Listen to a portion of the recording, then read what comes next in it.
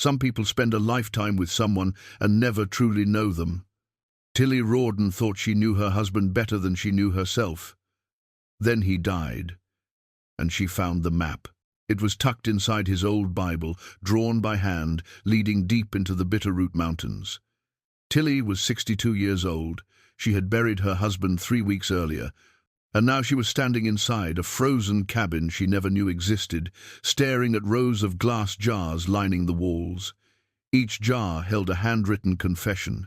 Each one was sealed with wax and marked with a year. The oldest was from 1952. The newest was written just months before he passed. What Tillie read in those jars would break her heart, but what she found hidden beneath the floorboards would shatter everything. What was her husband hiding for 40 years? Before we jump back in, tell us where you're tuning in from, and if this story touches you, make sure you're subscribed, because tomorrow I've saved something extra special for you. The farmhouse had never been so quiet. Tillie Rourden stood at the kitchen window, watching the October wind strip the last leaves from the cottonwood tree Earl had planted the year Lenore was born. 40 years that tree had grown, spreading its branches wide enough to shade the entire west side of the house. Now, its limbs stretched bare against a grey sky, skeletal and patient, waiting for winter like everything else in the Bitterroot Valley. She had made coffee out of habit, though she no longer wanted it. The cup sat cooling on the counter beside the sink, untouched. Earl had always taken his black 2 cups before sunrise, sitting in the chair by the wood stove with his Bible open on his knee. She had made 2 cups this morning without thinking, then stood staring at the second one until the steam stopped rising. 3 weeks since the funeral. 3 weeks since they lowered him into the hard Montana ground beside the fence line where he used to walk every evening, checking the property, counting the cattle that had long since been sold. She had chosen that spot because he loved it there, loved the way the mountains turned purple at dusk, loved the silence broken only by meadowlarks and the distant rush of the river. The neighbors had come and gone, with their casseroles and condolences. Hank Dawson from the next property over had stopped by twice. Once to help her move Earl's truck into the barn, once to sit with her on the porch and say nothing at all, which she appreciated more than any words could have offered. Hank understood grief. He had buried his own wife 8 years back, knew that sometimes the kindest thing was simply to be present. Lenore had flown in from Boise for the service, stayed 3 days, then returned to her life with promises to call more often. Tillie did not hold it against her. The distance between them had grown slowly over decades, a drift neither of them quite knew how to reverse. Lenore had her own family now, her own worries, and the farmhouse held too many complicated memories. Tillie turned from the window and surveyed the kitchen. Everything was exactly where it had always been, the cast-iron skillet hanging above the stove, the mason jars lined up on the shelf, the wedding quilt folded over the back of Earl's chair. Her mother had stitched that quilt by hand in the spring of 1962, working by lamplight in the weeks before the wedding, each square a different pattern, each thread a prayer for the young couple's happiness. The quilt was threadbare now, worn thin by decades of use, but Tillie could not bring herself to replace it. Some things carried too much history to discard. She had begun the work of sorting through Earl's belongings, a task she approached with the same methodical patience she brought to everything. His clothes would go to the church donation bin. His tools would stay in the barn for now. His books, mostly histories of the West and worn paperback westerns, she would keep on the shelf where they had always lived, but his personal things, the items he kept close, those required more careful attention. Earl had not been a man of many possessions. He valued usefulness over sentiment, kept only what served a purpose. His wallet, his pocket knife, his reading glasses, his Bible. These sat now in a wooden box on the bedroom dresser, waiting for Tillie to decide what to do with them. She had put off opening the Bible. It felt too intimate somehow, too much like reading a private letter. Earl had carried that book for as long as she had known him. its leather cover softened by years of handling, its pages marked with notations she had never read. He read from it every morning and every night, but he never spoke about what he found there. His faith, like so much else about him, remained his own. She poured the cold coffee down the drain and rinsed the cup. The afternoon light was fading, and she needed to bring in wood for the stove. Winter came early too. The valley and the nights already carried a bite that warned of what was coming. Outside, the air smelled of wood smoke and fallen leaves. Tillie crossed the yard to the woodpile, her boots crunching on the frost-stiffened grass. The mountains rose in the distance, their peaks already dusted with snow. She had lived in their shadow for 38 years, ever since Earl brought her here as a bride, and she still found them beautiful in a way that caught her breath. She remembered the first time she saw them, riding beside Earl in his old pickup, everything she owned packed into 2 suitcases in the bed. She had been 24 years old, a schoolteacher's daughter from a small town in Idaho, and she had never seen mountains so tall, so imposing, so indifferent to human concerns. Earl had smiled at her wonder, one of the few times she saw him smile without reservation. "They'll feel like home soon enough," he had said, and he had been right. She loaded her arms with split logs and carried them inside, stacking them beside the wood stove. The routine steadied her. There was comfort in the physical work, in the simple necessity of keeping warm, keeping fed, keeping the house in order. Grief could not be outrun, but it could be outlasted, one task at a time. That evening, after a simple supper of soup and bread, Tillie finally opened the wooden box on the dresser. She handled Earl's wallet first, removing the few bills inside and setting them aside. His driver's license photo stared up at her, the serious expression she knew so well, the deep lines around his eyes that had grown deeper with each passing year. The pocketknife had been his father's, or so he had told her once. She had never known Earl's parents. They had died before she met him, and he spoke of them rarely, only in fragments that revealed little. She knew his father had been a farmer in Ohio, his mother a quiet woman who loved music. Beyond that, Earl's childhood remained a closed door. She set the knife aside and lifted the Bible from the box. The leather was warm from sitting in the afternoon sun, soft as worn cloth beneath her fingers. She opened it carefully, turning past the family record pages blank, except for their own wedding date and Lenore's birth, to the place where Earl had kept a faded ribbon as a bookmark. The ribbon marked a passage in Psalms, one she recognized from the funeral. "The Lord is close to the broken-hearted and saves those who are crushed in spirit." Earl had underlined the verse in pencil, the line faint but deliberate. She turned a few more pages, noting other underlined passages, other pencil marks. Earl's handwriting appeared in the margins here and there, brief notes she could not quite decipher. She would read them later, when she felt ready, when the sight of his writing did not make her chest ache. She was about to close the book when she noticed something tucked against the back cover.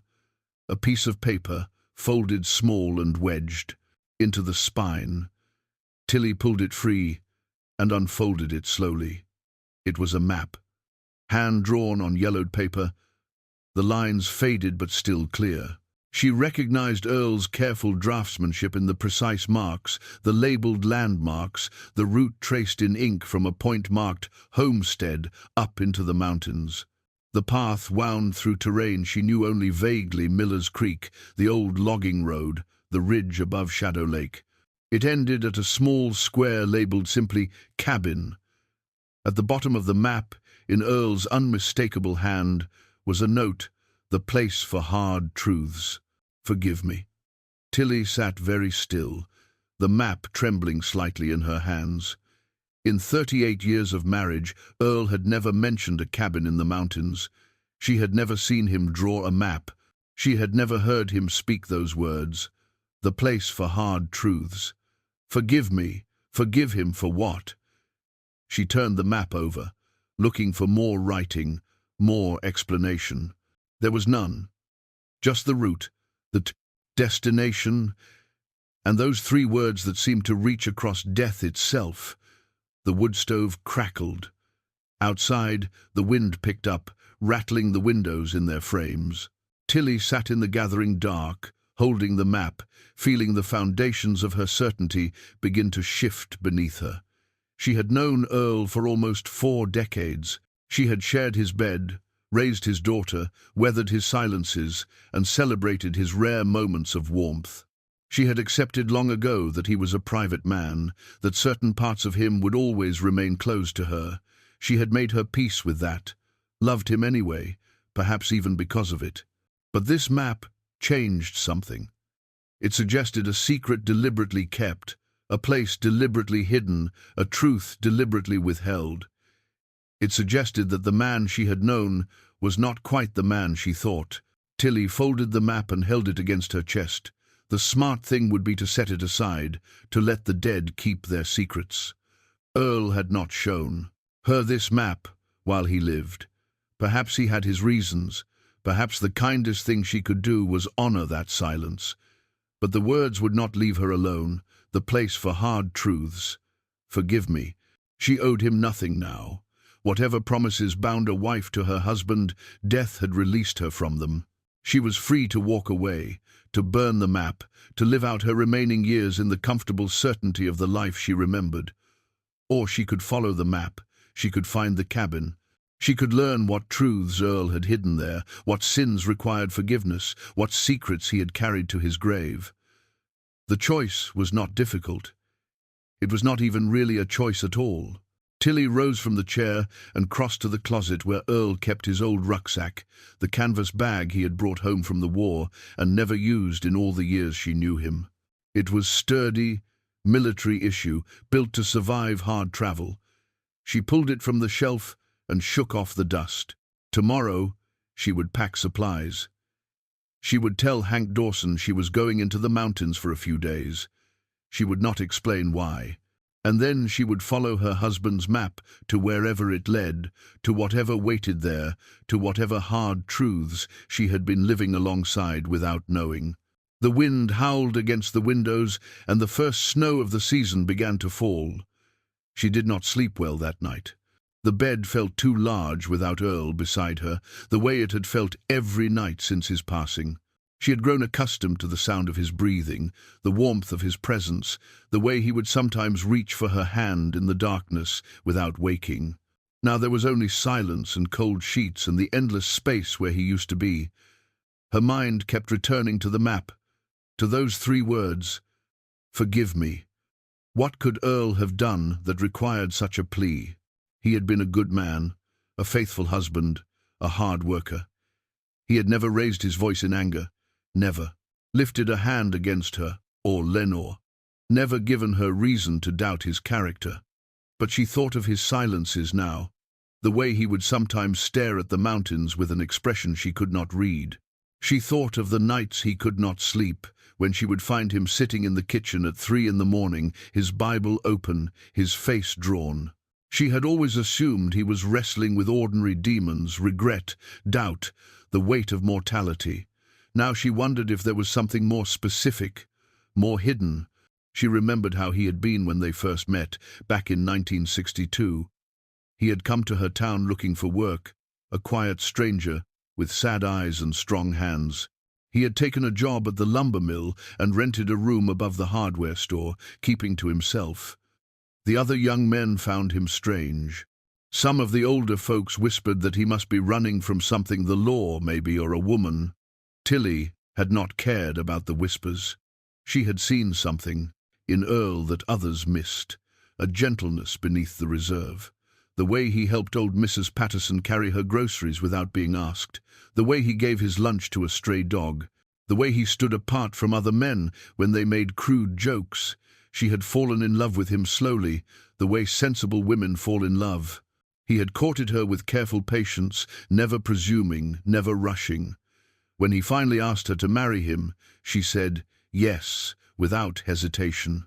She knew he was a man she could trust, even if parts of him remained forever out of reach. And she had been right. Their life together had been good. They had cleared this land together, built this house, raised Lenore through all the struggles of parenthood. Through it all, Earl had been steady, reliable, present, until this map that suggested another life entirely. Tillie rose before dawn, her decision firm. She packed the rucksack methodically, food for 3 days, a bedroll, matches, her hunting knife. She dressed in layers and filled a thermos with coffee. Hank Dawson was already up when she crossed to his property. She found him in his barn, tending to his horses. "Going somewhere?" he asked, eyeing the rucksack. "Into the mountains. A few days." He did not ask why. He simply nodded, his weathered face thoughtful. "You know the weather's turning." "I know." He studied her for a moment, then returned with a coil of rope. "Take this. Never know when you might need it." She accepted it. "Thank you, Hank. You be careful, Tillie. Those mountains don't care how long you've lived beside them." She left him standing in the barn doorway. The sun was cresting the ridge to the east, painting the peaks in gold and rose. Tillie turned her face toward them and began to walk. The map was tucked inside her jacket, close to her heart. Somewhere ahead waited a cabin full of secrets and a truth she could no longer avoid. Whatever she found there, she was ready to face it. She had spent a lifetime learning to endure. This would be no different. The trail wound upward into the white silence of the Bitterroot wilderness. Tillie adjusted the straps of the rucksack and followed it without looking back. The first day of walking took Tillie through familiar territory, the meadows behind the Dawson property, the creek bed where she and Earl used to fish in summer, the stand of ponderosa pines that marked the boundary between settled land and true wilderness. She moved steadily, conserving her energy, reading the map at intervals to confirm she was on the right path. By noon, she had crossed into country she did not know. The trail narrowed, winding between rocky outcroppings and through dense thickets of evergreen. Snow lay thick on the ground here, untouched by human passage, and she had to break her own path through drifts that sometimes reached her knees. The rucksack grew heavier with each mile. Her legs burned with the effort of the climb. She thought about Earl as she walked, trying to imagine him making this same journey. How many times had he come here without her knowing? How many lies had he told to explain his absences? She remembered the times he had gone hunting for days at a stretch, returning with game, but never speaking much about where he had been. She had never questioned him. She had trusted him. That trust felt fragile now, a thin sheet of ice over deep water. She made camp that night beside a frozen stream, building a small fire and eating a simple meal of bread and dried meat. The stars burned cold and bright above her, more stars than she could see from the farmhouse, where the glow of distant towns dimmed the sky. Out here, there was nothing but darkness and light, the ancient patterns of constellations wheeling overhead. She slept poorly, waking often to feed the fire, and rose before dawn to continue her journey. The second day was harder. The terrain grew steeper, the snow deeper. Several times she had to backtrack when the map's landmarks did not match what she found before her. A fallen tree blocking a path, a creek that had changed course since Earl drew his lines. She began to wonder if she had made a mistake, if she was too old for this kind of venture, if she should turn back while she still could. But she did not turn back. Whatever waited at the end of this journey, she needed to find it. The not knowing would be worse than any truth. By mid-afternoon of the second day, the sky had turned the color of bruised metal. Tillie knew that color. It meant snow was coming, and not the gentle flurries of early winter, but something heavier, more dangerous. She quickened her pace, following the map's final landmarks, a distinctive split boulder, a lightning-struck pine, a ridge that dropped sharply toward a hidden valley. She crested the ridge, just as the first flakes began to fall. Below her, half buried in a drift of snow, stood a small cabin. Smoke-darkened logs, a roof weighted with white, a door, nearly invisible beneath the accumulated powder of countless storms. It looked abandoned, forgotten, a relic from another era. But it was there, Earl's cabin existed. The map had not lied. Tillie descended carefully, using the rope Hank had given her to lower herself down a particularly steep section of the ridge. By the time she reached the cabin, the snow was falling thick and fast, obscuring the mountains behind her, reducing the world to a narrow circle of white. The door was frozen shut, sealed by ice that had formed along its edges. Tillie pulled Earl's hatchet from the rucksack. She had found it in the barn, its blade still sharp, its handle worn smooth by years of use, and began to chip away at the ice. The work was slow, her arms aching with each swing, but gradually the door loosened. When it finally gave way, she nearly fell inside.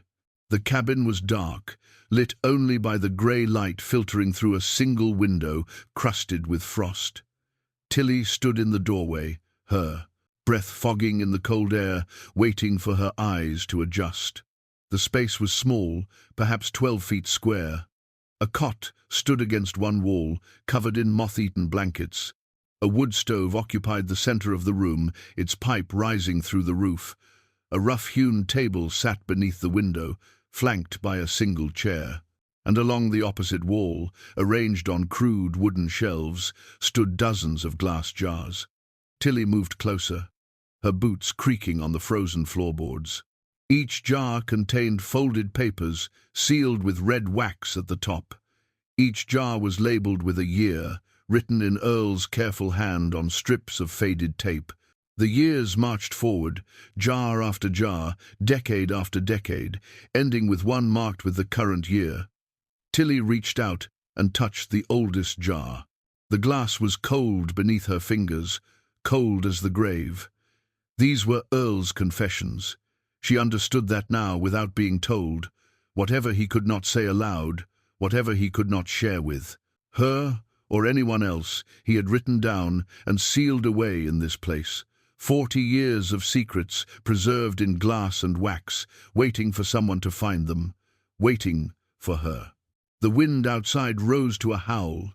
Through the frost-covered window, Tillie could see nothing but white. The blizzard had arrived in full force, blocking any possibility of return. She was trapped here, alone with her dead husband's secrets, until the storm passed. She turned to the wood stove and set about building a fire. There was dry wood stacked beside it, kindling in a box on the floor. Earl had kept this place prepared, ready for use. She wondered when he had last been here, whether he had sat in this very chair, reading his own confessions, adding new ones to the collection. Once the fire was burning and the cabin began to warm, Tillie removed her coat and sat down at the table. The jars glowed amber in the firelight, their contents invisible behind the glass. She thought about leaving them unread. She thought about carrying them down the mountain unopened, burying them somewhere, letting Earl's secrets die with him. It would be the merciful thing to do, perhaps, the faithful thing. But mercy was not what she had come for. She had come for truth. She reached for the jar marked 1952, the oldest confession, and broke the seal.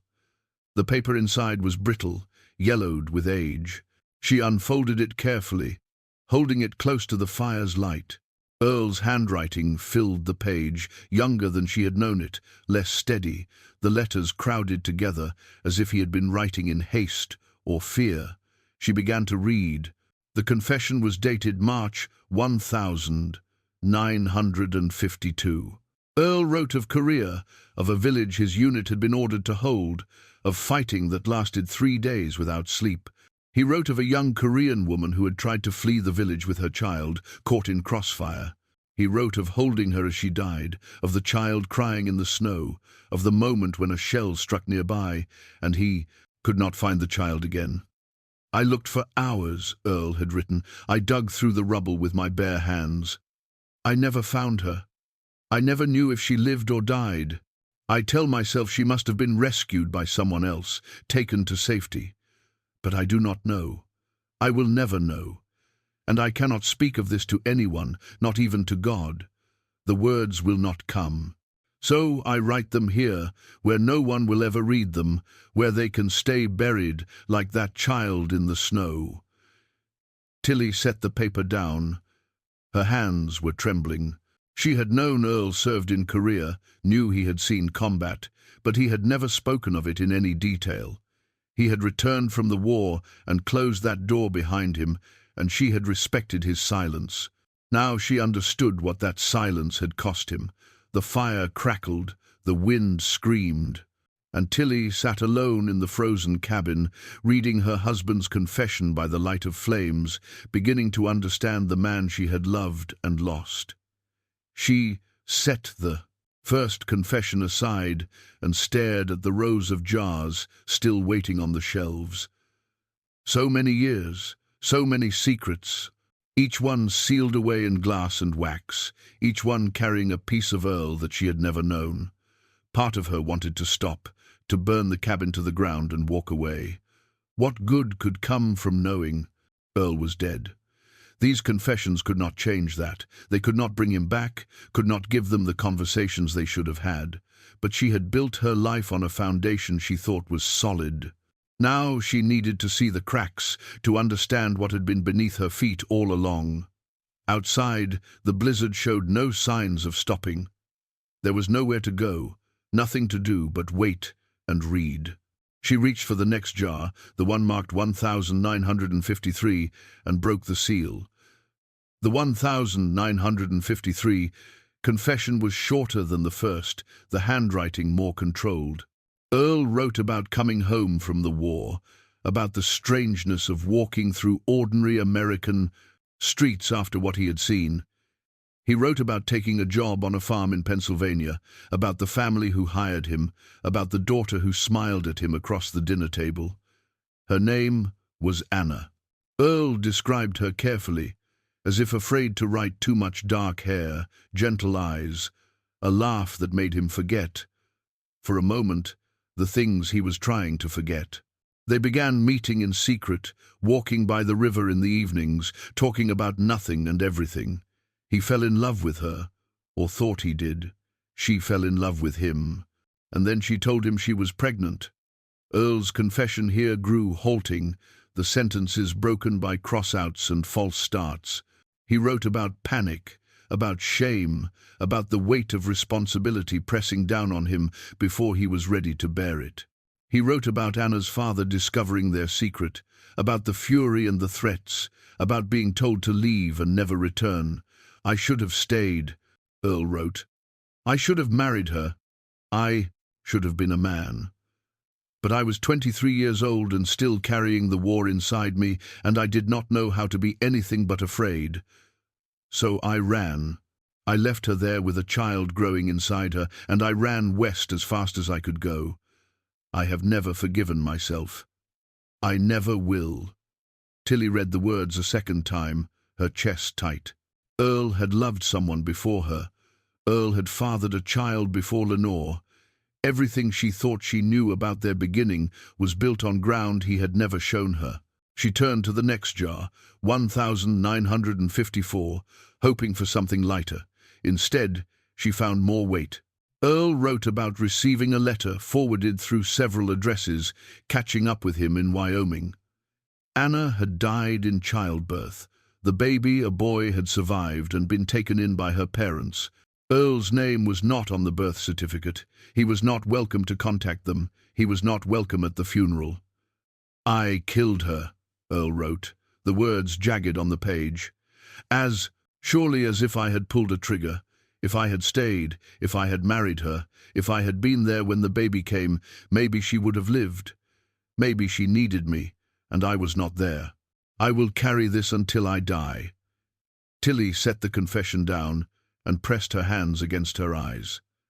The cabin had grown warm with the fire, but she felt cold all the way through. This was the man she had married, this haunted, guilt-ridden boy who had run from one tragedy into another, who had built his life on the wreckage of the one he abandoned. And yet he had built something. He had come to Montana, found work, found her. He had been a good husband in the ways that mattered, steady and faithful and present. He had never spoken of Anna, never hinted at the child he left behind. He had sealed those truths away in jars and carried them to this frozen cabin where no one would ever find them. Until now. until she broke the seal. She read through the mid-1950 seconds confessions more quickly, watching the pattern emerge. Each year, Earl wrote something, sometimes a few sentences, sometimes several pages. Small sins, mostly, in those years. A lie told to an employer, money kept that should have been returned. A cruel word spoken in anger. But beneath each confession lay the same foundation of guilt, the same bedrock of shame that had formed in Korea and hardened in Pennsylvania. By 1958, the tone shifted again. Earl wrote about trying to find information about his son. The boy would have been 5 years old by then, but every inquiry met silence or hostility. Anna's family wanted nothing to do with him. They had given the boy their name, raised him as their own, erased Earl from the story entirely. "I deserve this," Earl wrote. "I have no right to him. I gave up that right when I left. But I think about him every day.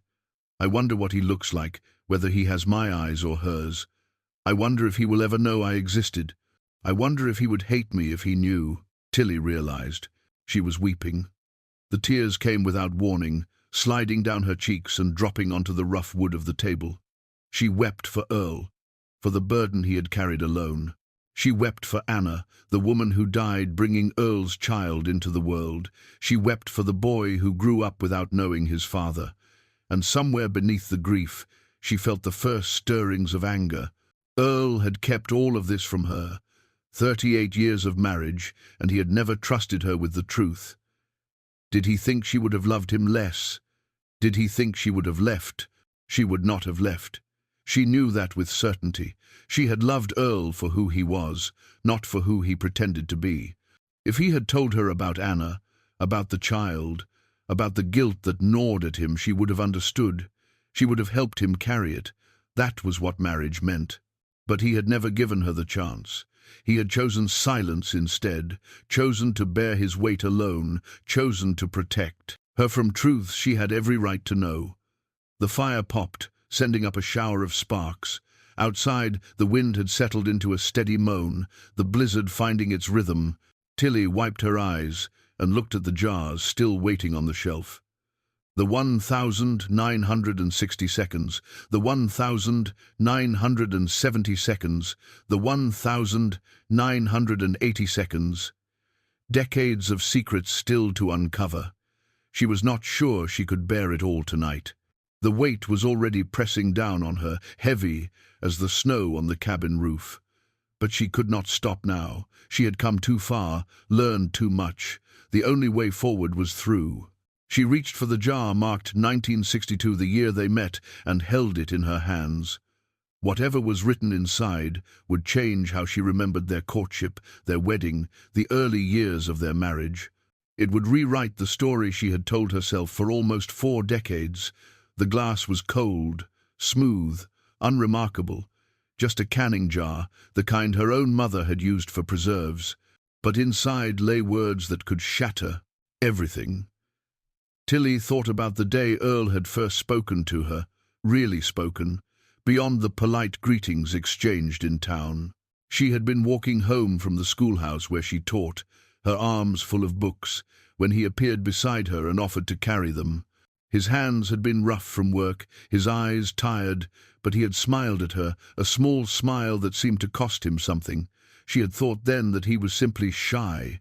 Now she wondered if he had been calculating, deciding how much of himself to reveal, how much to keep hidden. Had he looked at her and seen a fresh start, a clean slate, a woman who did not know his history? She could not know. She could only read what he had written and try to understand.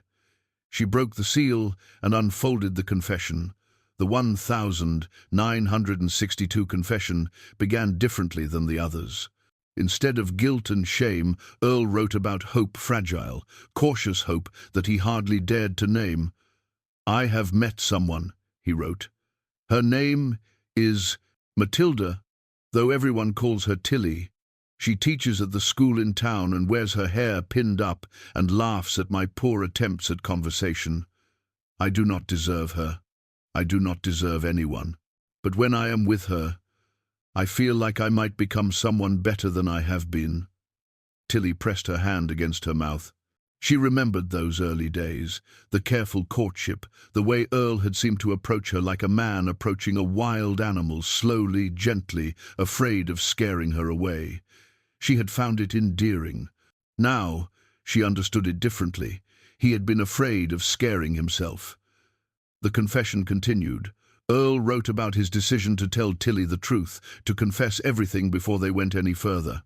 He wrote about rehearsing the words, practicing how to explain Anna, the child, the guilt that followed him everywhere. He had planned to tell her on a Saturday evening, walking by the river outside town. But when the moment came, he could not do it. "I opened my mouth and nothing came out," Earl wrote. "She was looking at me with such trust, such openness. I could not bear to see that look change. I could not bear to watch her pull away from me the way everyone else has pulled away when they learned what I really am. So I said nothing. I swallowed the truth and let the moment pass." The confession ended with a line that cut Tillie to the bone. "I have decided to marry her if she will have me. I will spend the rest of my life trying to be worthy of the chance she is giving me, but I will never tell her about Anna or the boy. Some truths are too heavy to share."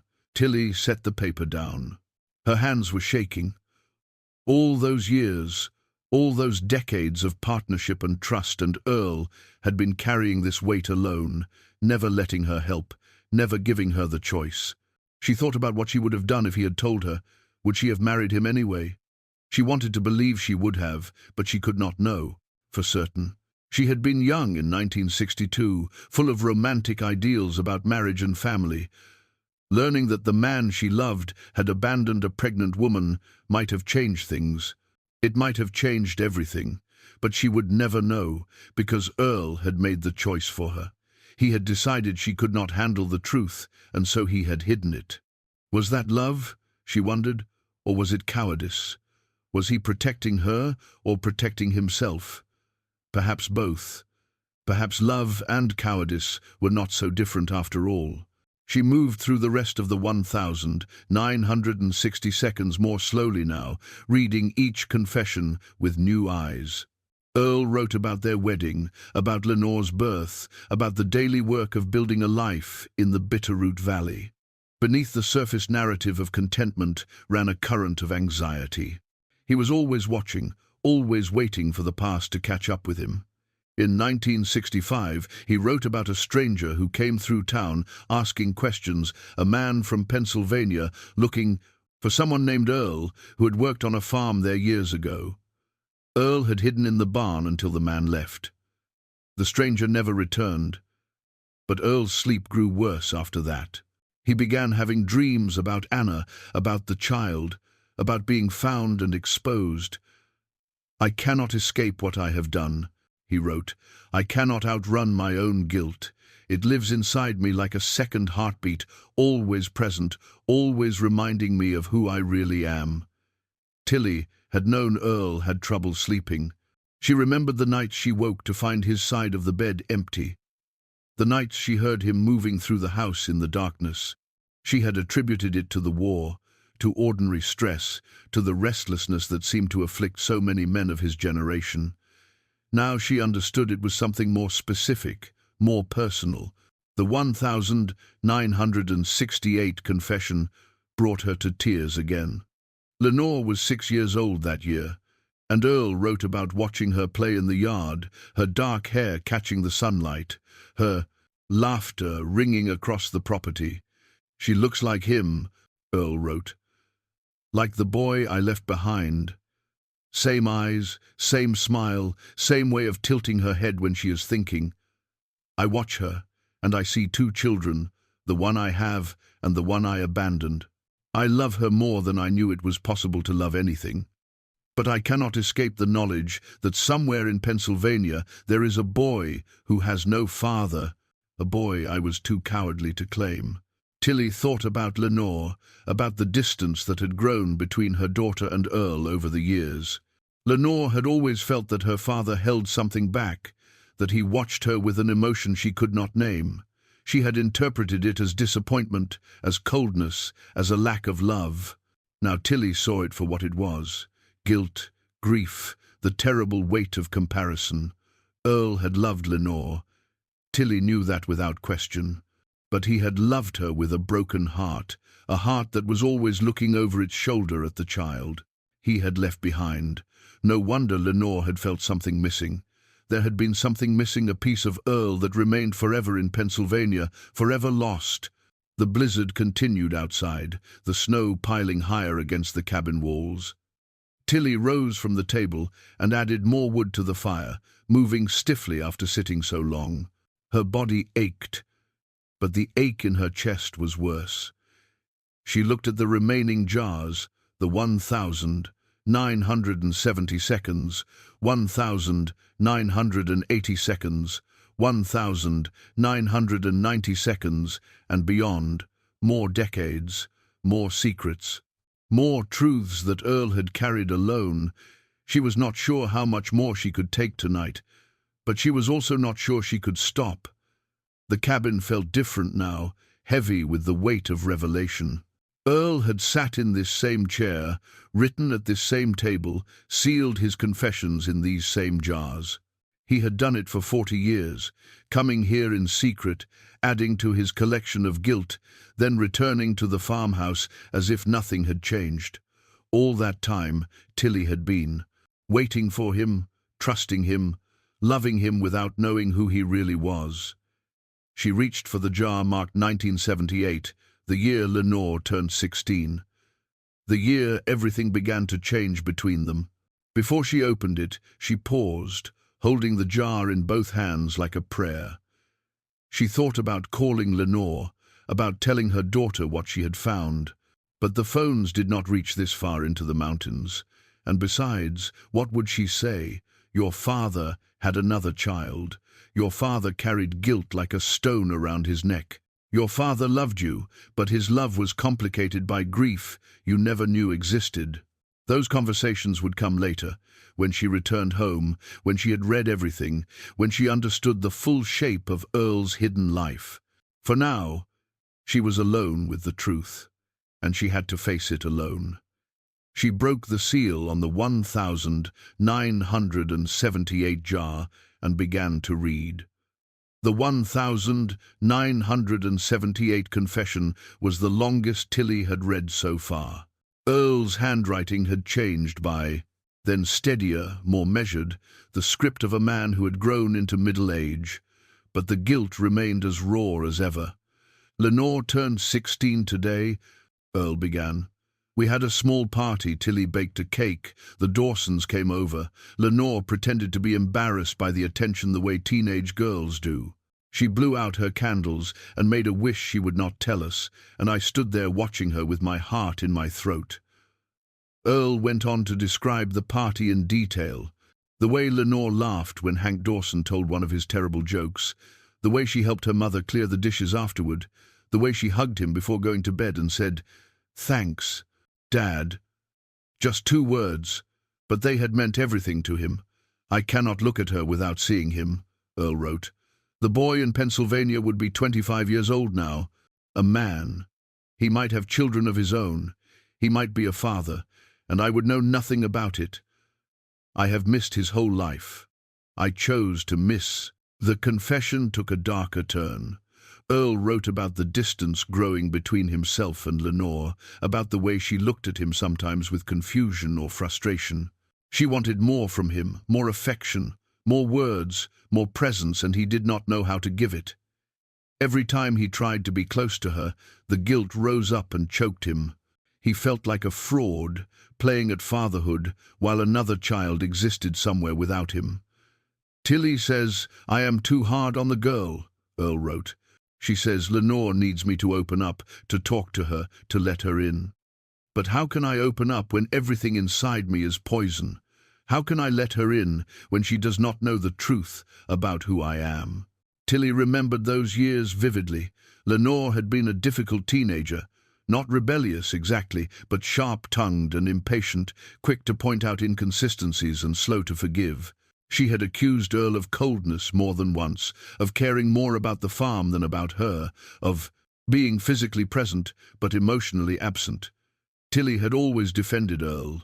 She had told Lenore that men of his generation were not raised to express their feelings, that his silence was a form of love she needed to learn to recognize.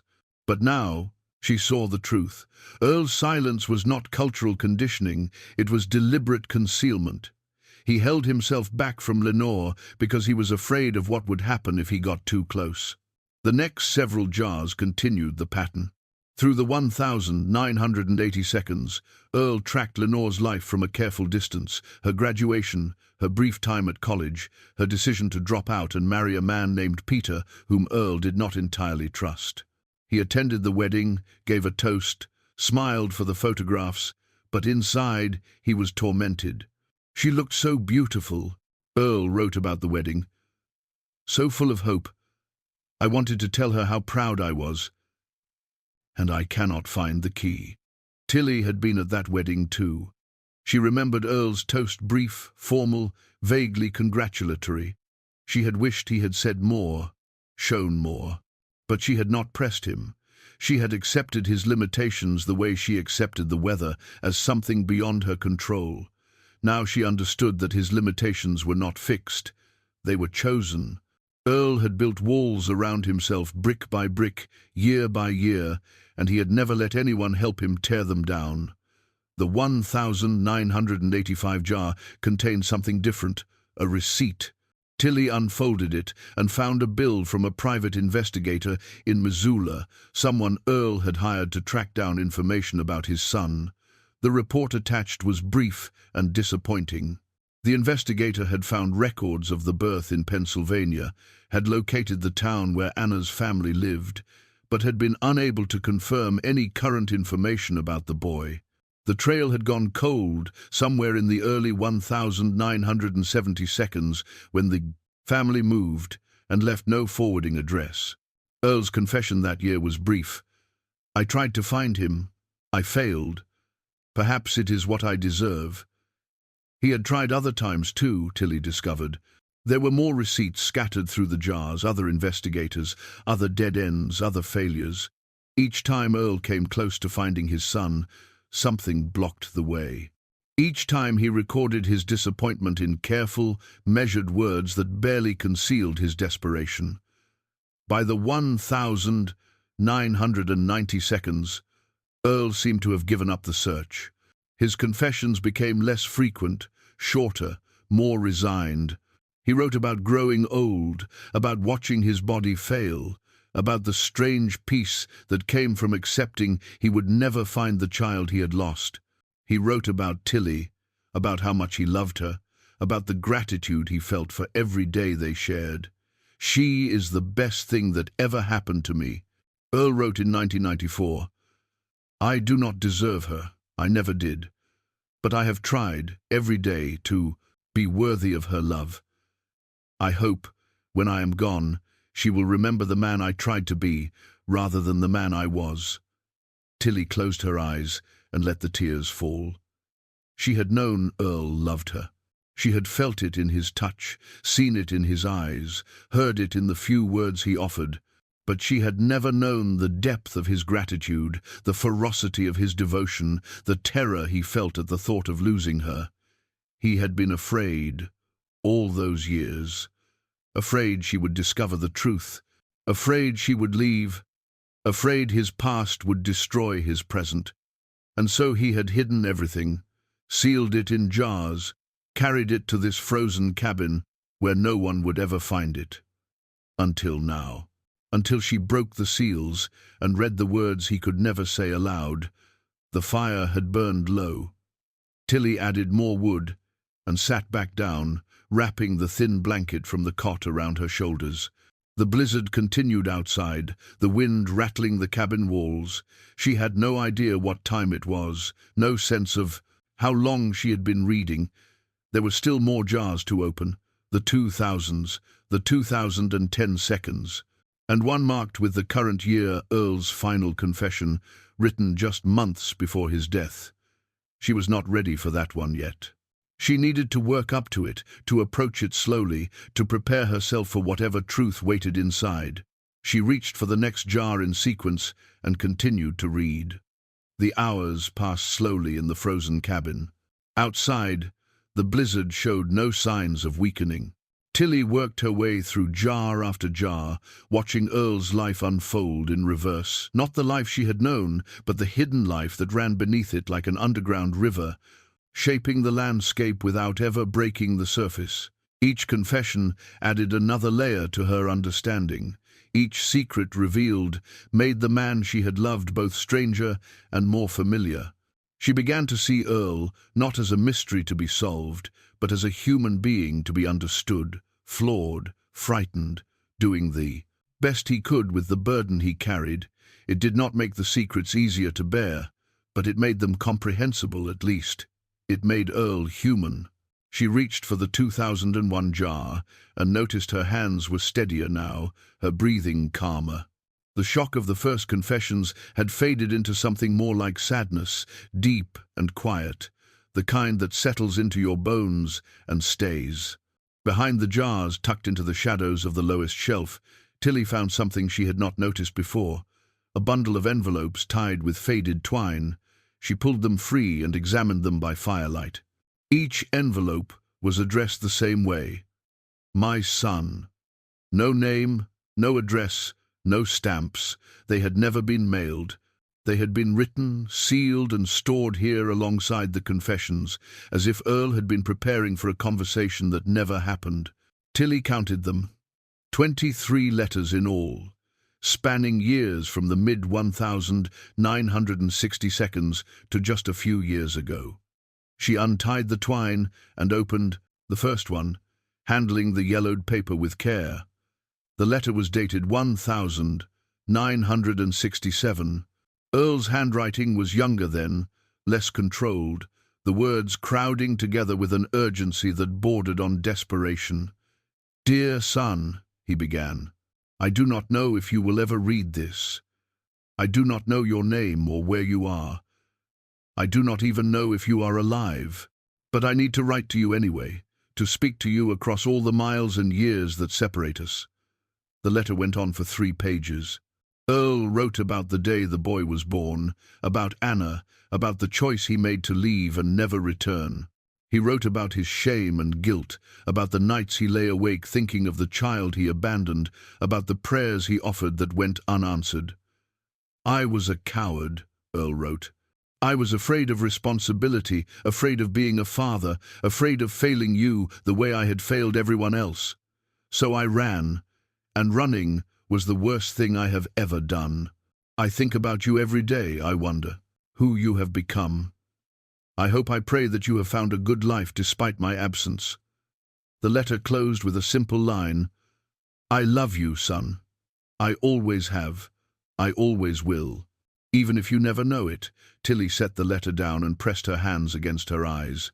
Earl had written these words more than 50 years ago, pouring his heart onto paper, then sealing it away where no one would ever see. He had done this 23 times, writing letters to a child who would never receive them, speaking words that would never be heard. Why had he not sent them?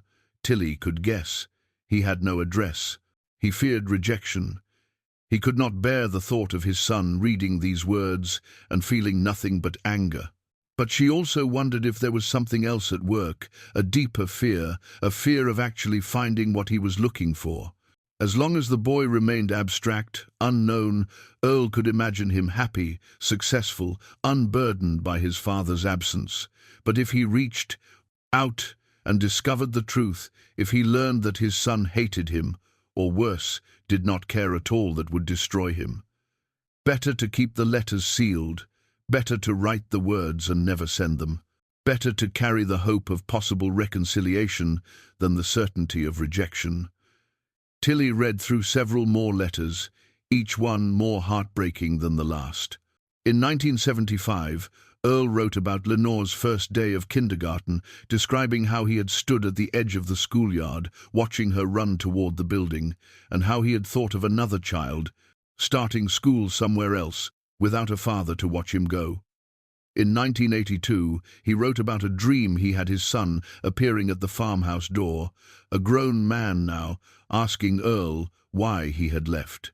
In the dream, Earl tried to explain, tried to apologize, but no words would come.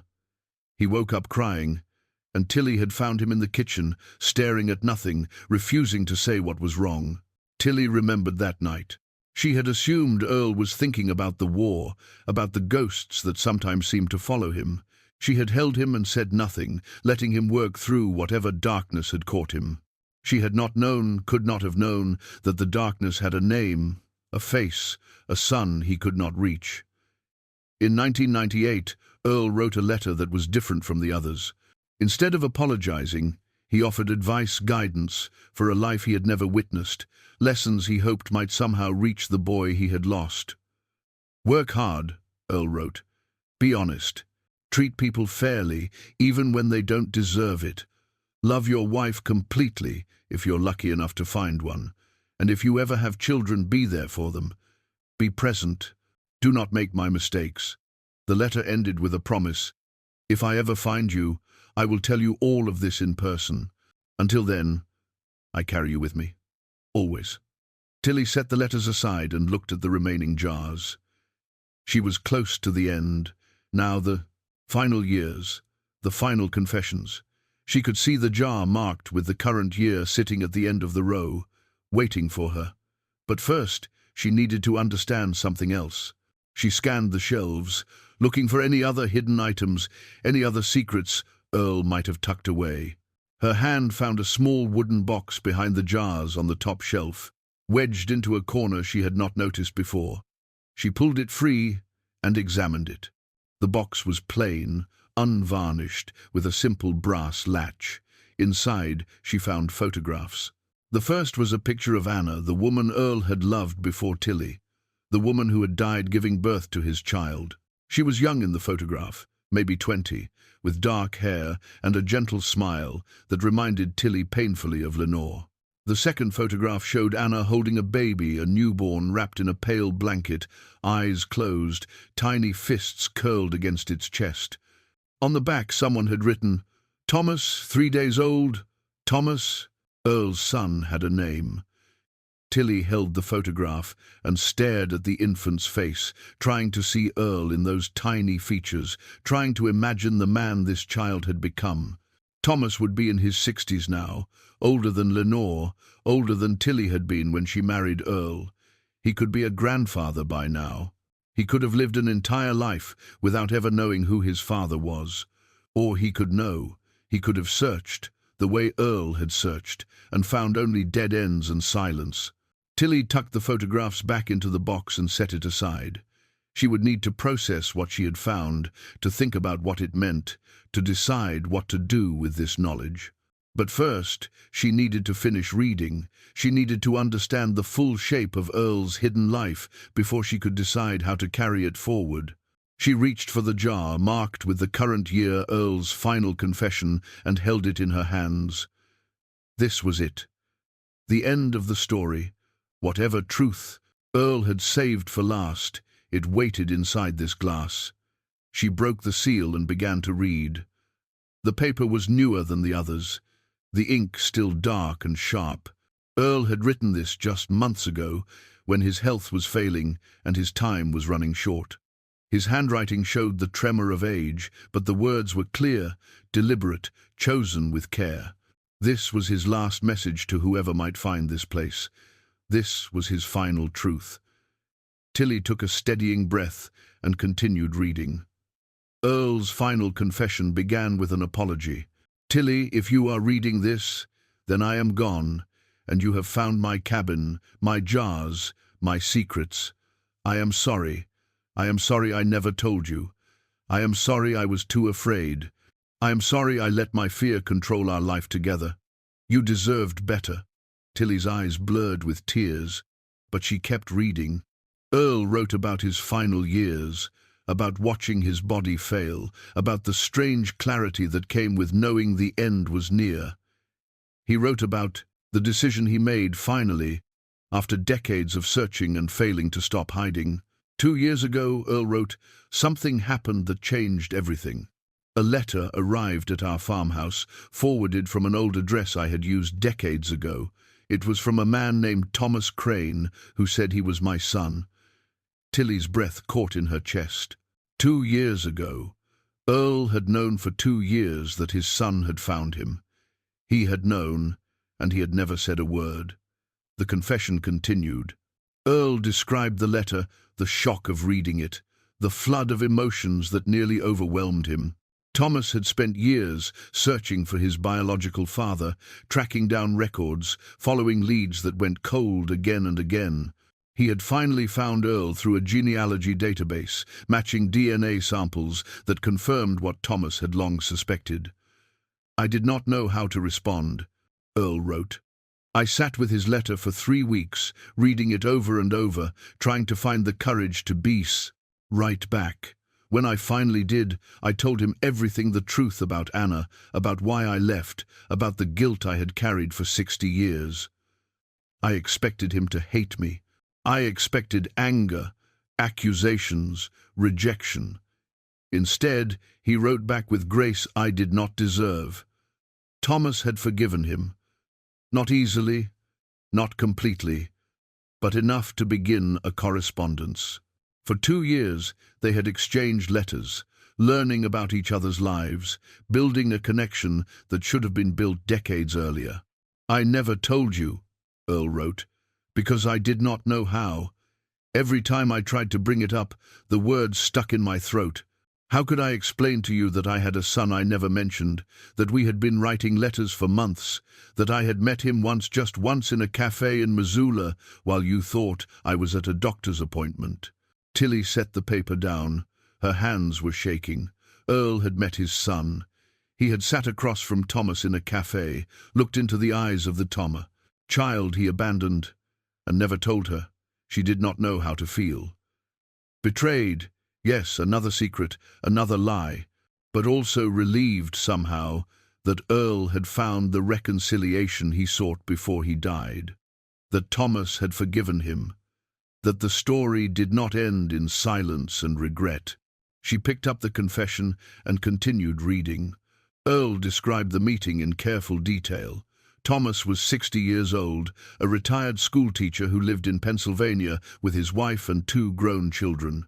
He had grandchildren of his own, 3 of them, and he had brought photographs to show Earl. I held those pictures in my hands, Earl wrote, and I saw my grandchildren, children I never knew existed, children who will never know me. I wept in front of my son, in front of strangers in a cafe, and I could not stop. Thomas had been kind. He had not pressed Earl for more than he could give. He had simply offered presence, connection, the beginning of something that might grow into something more. But I knew I was running out of time, Earl wrote. The doctors had told me what to expect. I had months, not years. I could not build the relationship I wanted. There was not enough time. All I could do was tell Thomas the truth and hope that was enough. Earl's final request was for Tillie. He wanted her to reach out to Thomas, to meet the son Earl had lost and found again. He wanted her to tell Lenore, to give their daughter the chance to know her half-brother. He wanted the family to be united, finally, even if it happened after his death. I know this is a lot to ask, Earl wrote. I know I have no right to ask anything of you, but Thomas is a good man. He deserves to know the rest of his family. And Lenore, our Lenore, deserves to know she has a brother. At the bottom of the page, Earl had written Thomas's address in Pennsylvania. But that was not all. Beneath the address was a final note. Look beneath the floorboards. There is more. Confession aside, and looked down at the rough wooden floor. She had noticed a seam earlier, near the wood stove, where the boards did not quite meet. Now she understood. She rose from the chair and knelt beside the stove, her knees protesting against the cold, hard floor. She worked her fingers into the gap and pulled. The board came up with a groan, revealing a dark space beneath. Inside, she found a metal box, a strong box, the kind used for keeping valuables safe. It was locked, but a small key hung from a nail driven into one of the floor joists. She retrieved the key and opened the box. Inside, she found everything. Photographs of Earl as a young soldier, handsome and haunted. Photographs of Anna, of Thomas as a baby, of the family that had raised him. Military medals. Earl had never mentioned a bronze star, a Purple Heart, citations for bravery that contradicted everything he believed about himself. There were legal documents too, Thomas's birth certificate, naming Earl as the father. The deed to this cabin, purchased in 1954 under a name Tillie did not recognize, and one sealed envelope addressed simply, "For Tillie, when you find this." Tillie sat back on her heels and held the envelope. This was Earl's final message, his last words meant specifically for her. Everything else had been confession, explanation, the unburdening of a troubled soul. But this was different. She opened the envelope carefully. The letter inside was written in Earl's steadiest hand, as if he had concentrated all his remaining strength into these final words. "My dear Tillie," he began, "if you have found this, then you know everything. You know who I was, before I met you, what I did, what I hid. You know the worst of me, and I imagine you are angry and hurt and wondering why I never trusted you with the truth." The letter went on for 2 pages. Earl explained everything, not the facts, which she already knew, but his reasons. He had been afraid of losing her. He had been afraid she would see him differently, love him less, leave him alone with his guilt. He had chosen silence because silence felt safer than the risk of rejection. "But I was wrong," Earl wrote. "I should have told you everything from the beginning. I should have trusted you the way you always trusted me. You would not have left. I know that now. You are stronger than I ever was, braver, more forgiving. You would have helped me carry this weight, and it would have been lighter for both of us." He apologized again and again, filling the page with regret. But the letter ended with something else, hope. "I am asking you to do what I could not do in life," Earl wrote. "Reach out to Thomas, meet your grandson's half-siblings, tell Lenore the truth and give her the chance to heal the wounds I caused, build the family I was too afraid to build. Make something good out of all this pain." His final line was simple. "I have loved you every day of our life together, even when I could not say it, even when I did not deserve you. Even now, as I write these words, knowing I will not live to see what happens next. I love you, Tillie. I always have. I always will." Tillie clutched the letter to her chest and wept. The fire had burned down to embers, the cabin growing cold around her, but she did not notice. She wept for Earl, for the burden he had carried alone. She wept for Thomas, the son who had searched for his father and found him only to lose him again. She wept for Lenore, who had spent her whole life feeling her father's distance without understanding its source. And she wept for herself, for the marriage she thought she understood, for the secrets she never knew, for the years of silence that could never be reclaimed. But beneath the grief, something else stirred. Purpose, determination. Earl had asked her to do what he could not, to reach out, to connect, to build. She was 62 years old, alone in a frozen cabin, surrounded by the confessions of a dead man. But she was not finished. There was still work to do. When the tears finally stopped, she folded Earl's letter carefully and tucked it into the rucksack alongside the photographs and the addresses. Then she rose, fed the fire, and waited for the storm to pass. She had a long journey ahead. The blizzard lasted through the night and into the following day. Tillie kept the fire burning, rationing her food, and spent the hours studying everything she had found. She read the confessions again, more slowly this time, trying to understand rather than simply react. She studied the photographs, memorizing the faces of the family she had never known. She held the medals in her hands, turning them over, wondering why Earl had never displayed them, never spoken of the bravery they represented. The Bronze Star citation described an action in Korea. Earl had carried a wounded soldier through enemy fire, saving his life at the risk of his own. The Purple Heart recognized wounds. He had suffered wounds Tillie had seen as scars on his body but never asked about. He had dismissed her questions with vague references to accidents, to misfortune, to nothing worth discussing. Now she understood. Earl could not speak about his heroism because he did not believe he deserved it. In his own mind, he was not a hero, but a coward. A man who had run from responsibility, abandoned his child, built his life on lies. The medals contradicted his self-image, and so he hid them away where they could not challenge the story he told himself. Tillie put the medals back in the box and closed the lid. She would bring them home, show them to Lenore, let her daughter see the father she had never fully known. Perhaps it would help. Perhaps nothing could help.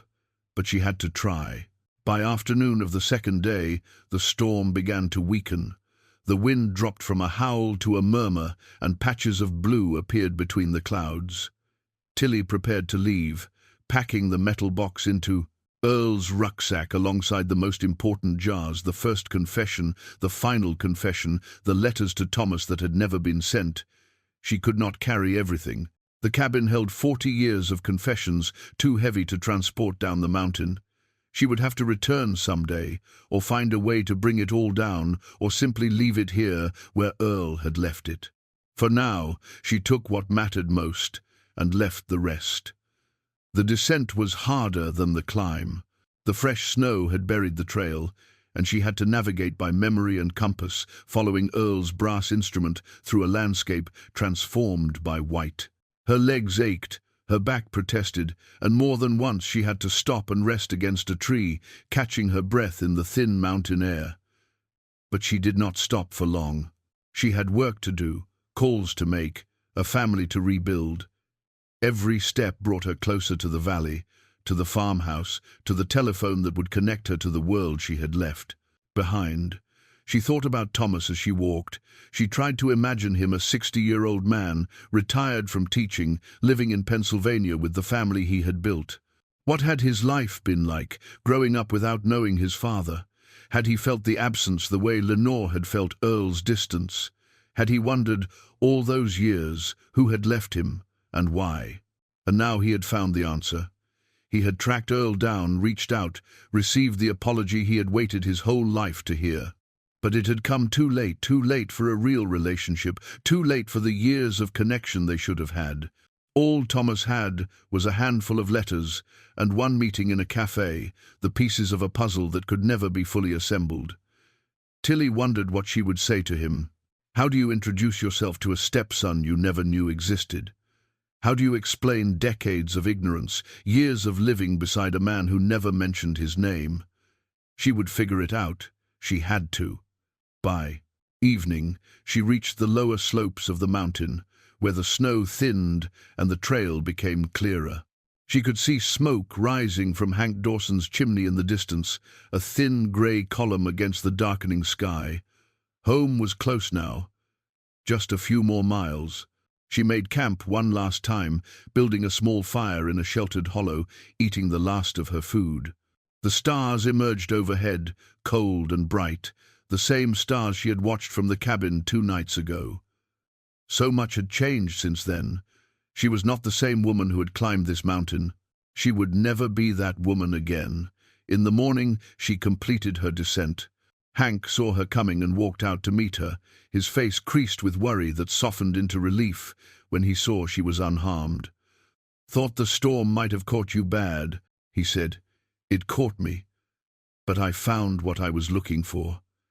He did not ask what that meant. He simply nodded and walked beside her back to the farmhouse, helped her inside, built up the fire while she sat at the kitchen table, exhausted and changed. "You need anything?" he asked.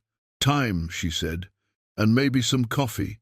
He made coffee while she sat staring at the telephone on the wall, the old rotary phone that she and Earl had never bothered to replace, a relic from another era. She had made thousands of calls on that phone over the years, ordering supplies, talking to Lenore, arranging the business of daily life. But the calls she needed to make now were different. These calls would change everything.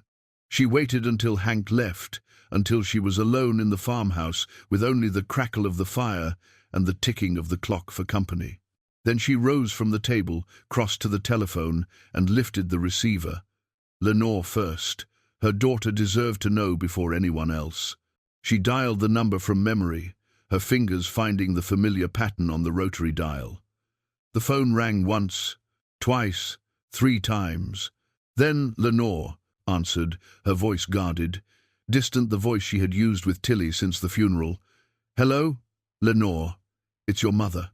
A pause. "Is everything all right?" Tillie closed her eyes. "I need to tell you something about your father, and I need you to come home." Another pause, longer this time. Tillie could hear Lenore breathing on the other end of the line, could imagine her daughter standing in her kitchen in Boise, trying to decide whether to engage or deflect. "Mom, if this is about the funeral arrangements again, it's not. It's something else, something important, something that changes." Tillie's voice caught. "It changes everything." The quality of Lenore's silence shifted. Tillie could feel her daughter's attention sharpening, her defenses lowering. "What are you talking about?" "I found something. Your father, he had secrets, things he never told us. Things I think you need to know." "What kind of secrets?" Tillie looked at the metal box, sitting on the kitchen table, the photographs and letters and confessions it contained. How could she explain all of this over the phone? How could she compress 40 years of hidden truth into a telephone conversation? "Please," she said, "just come home. I'll explain everything when you get here." The silence stretched. Then Lenore spoke, and her voice was different, softer, more vulnerable than Tillie had heard in years. "All right, I'll come. I can be there by tomorrow evening." "Thank you." They said goodbye, and Tillie hung up the phone. One call down, one to go. But the second call felt heavier, more momentous. She was about to reach out to a stranger who shared her husband's blood, a man who had spent his whole life wondering about the father who abandoned him. She retrieved Thomas's address from the metal box and called directory assistants to get his phone number. Her hands were steady as she dialed, but her heart was racing. The phone rang once, twice, 3 times. Then a man answered, and Tillie heard Earl's voice, not exactly, but close enough to make her breath catch. The same measured cadence, the same quiet depth. "Hello? Hello? Is this Thomas Crane?" "Speaking. Who's calling?" Tillie took a breath. "My name is Matilda Rourden." "Tillie, I was married to your father." The silence on the other end was profound. Then Thomas spoke, and his voice was thick with emotion. "Mrs. Rourden, I've been hoping you would call." They spoke for over an hour.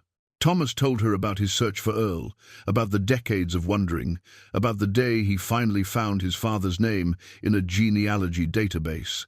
He told her about the letters they exchanged, about the meeting in Missoula, about the way Earl had wept when he saw the photographs of his grandchildren. "He talked about you," Thomas said. "He said you were the love of his life. He said he wished he could tell you everything, but he was afraid." "I wish he had," Tillie said. "I would have understood." No. He knew too, I think, by the end. But some fears are too deep to overcome. Thomas told her about his own family, his wife, his 2 children, his 3 grandchildren. He had built a good life, despite the absence of a father. The family who raised him had loved him well. But there had always been a question mark at the center of his identity. Finding Earl answered some of those questions, Thomas said. "I know who I come from now. I know why he left. I can make peace with that." Tillie told him about the cabin, about the jars, about the letters he had never received. Thomas listened in silence.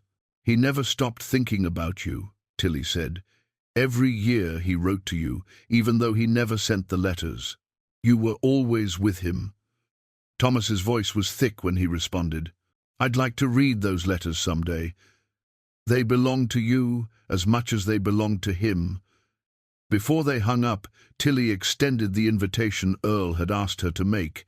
She told Thomas about Lenore, about the half-sister he had never met. She invited him to Montana in the spring, to bring his family, to meet the people who had been part of his father's other life. "I'd like that," Thomas said. "I'd like that very much." They said goodbye, and Tillie hung up the phone. She stood in the quiet farmhouse, feeling the weight of what she had just done. She had reached across decades of silence and secrecy, had begun the work of building what Earl had been too afraid to build. It was just a start. There would be difficult conversations ahead, but it was a start. She looked around the farmhouse, the kitchen where she and Earl had shared thousands of meals, the chair where he read his Bible every night. Everything looked the same, but everything had changed. Tillie climbed the stairs to the bedroom and finally slept. Lenore arrived the following evening, just as she had promised. Tillie watched from the kitchen window as her daughter's car made its way up the long dirt road, kicking up dust that glinted gold in the fading light. She had not seen Lenore since the funeral, had barely spoken to her since that hurried goodbye at the airport. Now her daughter was coming home to learn truths that would change everything she thought she knew about her father. Tillie opened the door and stepped onto the porch. Lenore climbed out of the car slowly, her movements cautious, her face guarded. She had inherited Earl's wariness, his reluctance to show vulnerability. Tillie had always found that frustrating. Now she understood where it came from. "You made good time," Tillie said. There wasn't much traffic. Lenore climbed the porch steps and stood facing her mother, arms crossed, waiting. "You said you found something." "About Dad." "Come inside. There's a lot to tell you." They sat at the kitchen table, the same table where Tillie had read Earl's confessions, where she had wept and raged and finally understood. The metal box sat between them, its contents hidden but present. Tillie did not know where to begin. She had rehearsed this conversation a dozen times in her mind, trying to find the right words, the right sequence. But there was no right way to tell your daughter that her father had abandoned a child, that she had a half-brother she had never met, that the distance she had felt from Earl all her life had a cause she could not have imagined. So she started at the beginning. She told Lenore about the map, about the cabin, about the jars filled with confessions.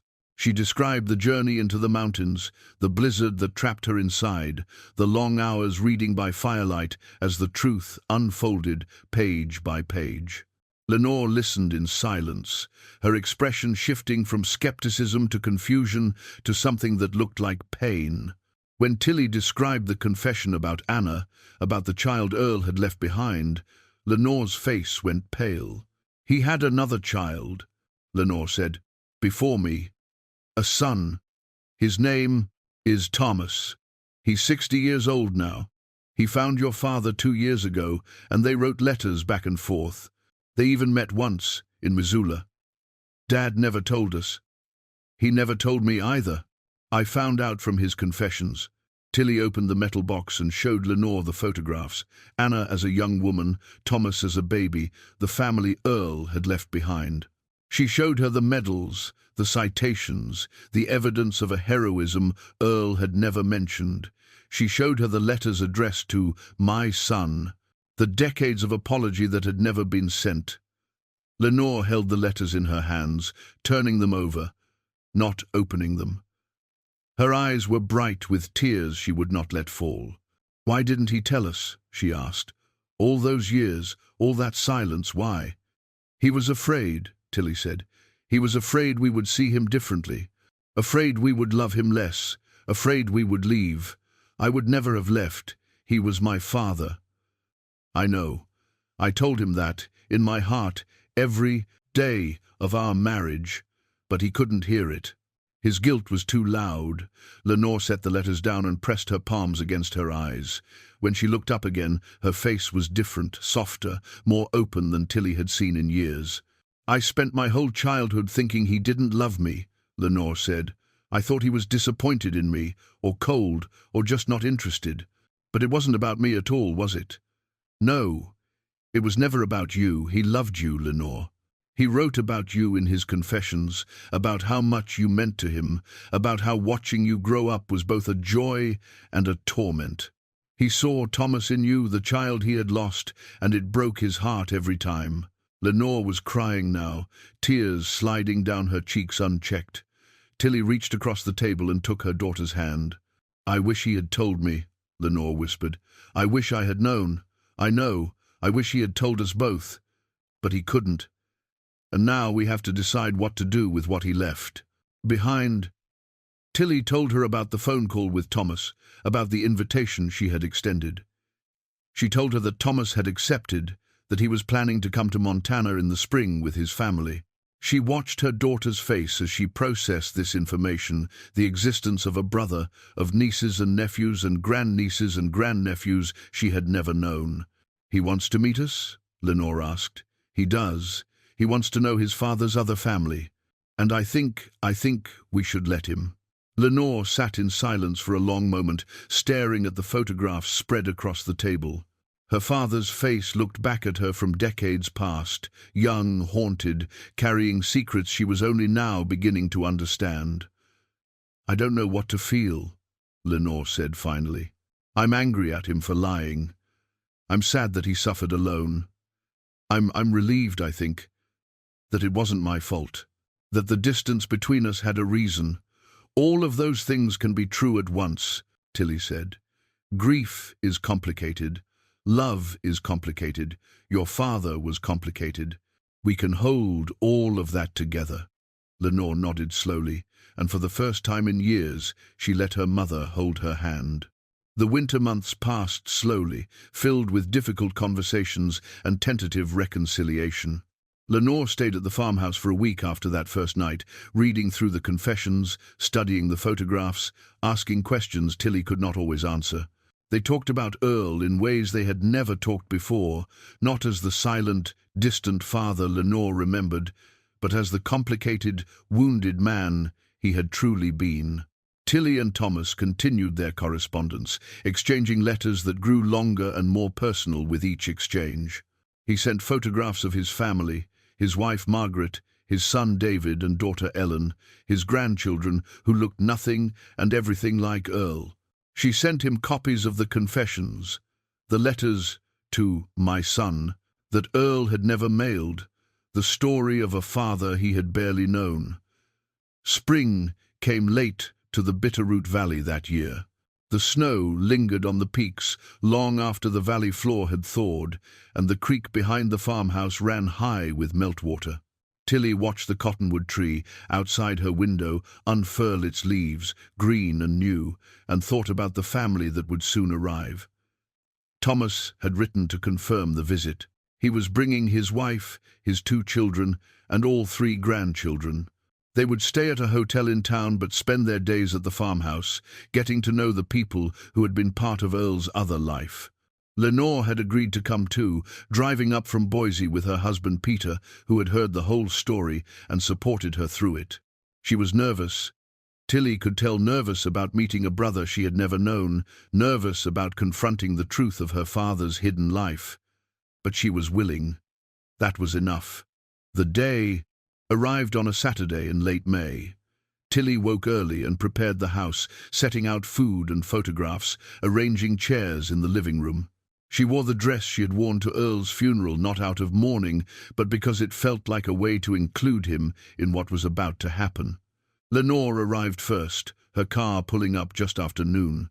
She hugged Tillie on the porch, a long embrace that said more than words could manage. Then they stood together, watching the road, waiting. The second car appeared around 2 o'clock, a rental from the Missoula airport. Tillie's heart pounded as it made its way up the drive, as it parked beside Lenore's car, as the doors opened and people began to emerge. Thomas stepped out first. He was tall, like Earl, with the same quiet bearing, the same way of holding himself apart. His hair was grey, his face lined with age, but his eyes were Earl's eyes, looking at her from across the yard. Behind him came his wife, Margaret, small woman with kind features and a warm smile. Then his children, David and Ellen, both in their 30s, carrying the grandchildren who squirmed with the impatience of the young. Tillie walked down the porch steps. Thomas walked toward her. They met in the middle of the yard, two strangers connected by a man who was no longer there. "Mrs. Rourden," Thomas said. "Please, call me Tillie." He smiled, Earl's smile, shy and rare. "Tillie, it's good to finally meet you." "It's good to meet you too, Thomas. Your father talked about you in his letters. He loved you very much." Thomas's eyes grew bright. "I know. I'm still learning how much." The introductions continued. Tillie met Margaret, who took her hands and thanked her for reaching out. She met David and Ellen, who looked at her with curiosity and something like hope. She met the grandchildren, three small faces that carried echoes of Earl in ways she could barely articulate. And then Lenore came down from the porch, and brother and sister stood facing each other for the first time. They did not speak at first. They simply looked, seeing each other, recognizing the shared blood that connected them despite decades of separation. Then Lenore extended her hand. "I'm Lenore, your sister." Thomas took her hand and held it. "I've waited a long time to meet you." Lenore's voice caught. "I didn't know you existed until a few months ago. I'm sorry we lost all that time. It wasn't your fault. It wasn't anyone's fault, except maybe our father's, and I've forgiven him for it." Tillie watched them standing together, Earl's two children, separated by circumstances, united by truth. She thought about Earl, about the fear that had kept him silent, about the family he had been too afraid to build. He could not see this moment. He would never know what his confession had set in motion. But she believed, somehow, that he would have been grateful, that this was what he had hoped for in his heart of hearts, that this was what "forgive me" had really meant. She wiped her eyes and called everyone inside. The farmhouse filled with voices for the first time since Earl's death. Children ran through the rooms, discovering new spaces, asking questions about everything they saw. Adults gathered in the kitchen and living room, making introductions, sharing stories, beginning the slow work of becoming family. Tillie watched it all from the doorway, her heart full of something she had not felt in months. It was not happiness. Exactly, Earl's absence was too present for that. But it was hope. It was possibility. It was the beginning of something new. She thought of Earl and she smiled. The family spent 3 days together at the farmhouse. They shared meals around the big table in the kitchen, took walks through the property, sat on the porch, watching the mountains turn purple at dusk. The children played in the yard, where Lenore had played decades before, their laughter carrying across the valley like music. Tillie showed them the metal box and its contents, the photographs, the letters, the medals Earl had hidden away. Thomas held the bronze star in his hands, turning it over, reading the citation that described his father's bravery. Lenore read the confession from 1978, the one that explained why Earl had been so distant during her teenage years. They passed the documents back and forth, piecing together a picture of Earl that none of them had fully known. On the second day, Tillie led them to Earl's grave by the fence line. They stood in a circle around the simple headstone, each carrying their own grief, their own questions, their own relationship with the man buried there. Thomas spoke first. "I spent 60 years wondering about him, wondering why he left, what he was like, whether he ever thought about me. Now, I know, and I'm grateful, even though it hurts." Lenore spoke next. "I spent my whole life wanting more from him, more words, more warmth, more presence. I didn't understand why he held back. Now I do, and I can let go of the anger I've been carrying." Tillie spoke last. "I spent 38 years loving him without knowing all of him. I wish he had trusted me with the truth, but I understand why he was afraid, and I forgive him. I hope wherever he is, he knows that." They stood in silence for a long moment, the wind moving through the grass, the mountains watching over them like ancient witnesses. Then the children began to grow restless, and the moment passed, and they returned to the house to continue the work of becoming family. On the final evening, after the children had been put to bed, Tillie brought out her wedding quilt.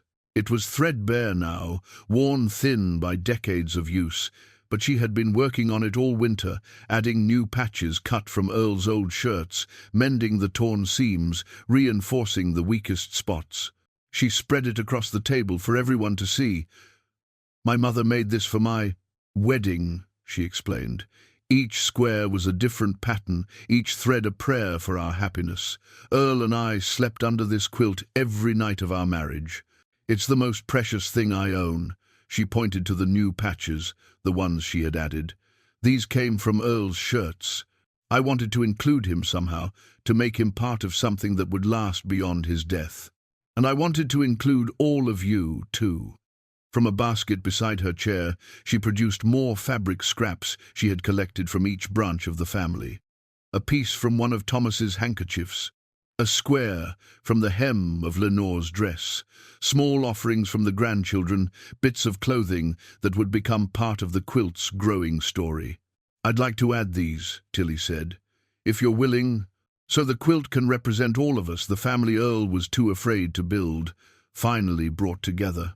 They worked on the quilt together that night, each person adding their patch, stitching it into place with the careful attention of people who understood what they were creating. It was slow work and imperfect. Some of the stitches were crooked, some of the patches did not quite match, but it was real. It was honest. It was theirs. When they finished, Tillie folded the quilt and placed it on the bed she had shared with Earl. It looked different now, not just a relic of her marriage, but a symbol of the family that had emerged from its ashes, worn in places, mended in others, carrying the marks of many hands and many years. The family left the next morning. There were hugs on the porch, promises to stay in touch, plans for another visit in the fall. The children waved from the car windows as they drove away. Lenore held Tillie for a long time before she left, and Tillie felt something shift between them, something that had been broken for years, finally beginning to heal. When everyone was gone, Tillie stood alone on the porch, looking out at the mountains.